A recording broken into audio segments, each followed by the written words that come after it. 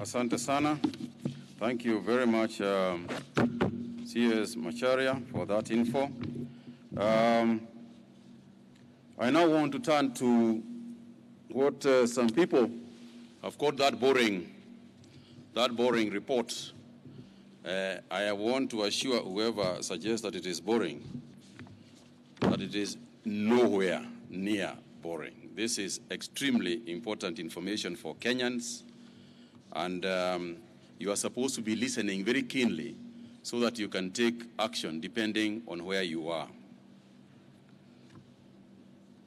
Today, 727 people have been confirmed positive out of a sample of some 6,371.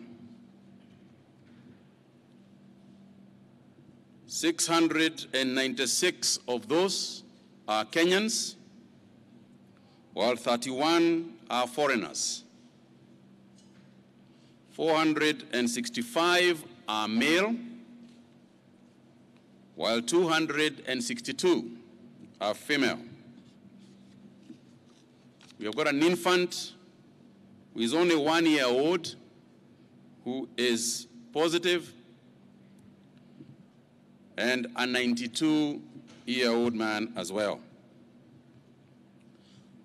310,330 people in Kenya cumulatively have tested positive so far. We are also pleased that 254 patients have recovered from the disease, out of which 88 people are from home-based care programs, while 166 have been released from various hospitals. Therefore, even though we have the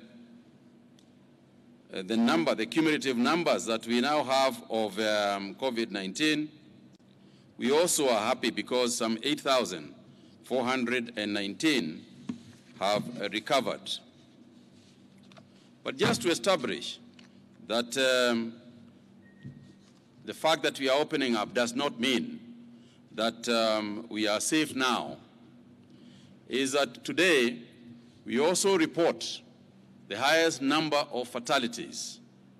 23 patients have died from the disease in the last 24 hours, bringing our fatality to 364.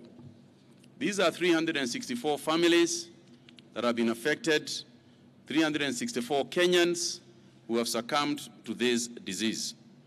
And our sincere condolences go to the bereaved families and friends of those departed. Nairobi continues to be a hotspot with 470 people in Kiambu, in Nairobi, having the virus. Kiambu follows closely at 64. Kajiado has 25 cases. Kirinyaga now is a growing area as well with 20. Mombasa declining at 16. Migori, 15.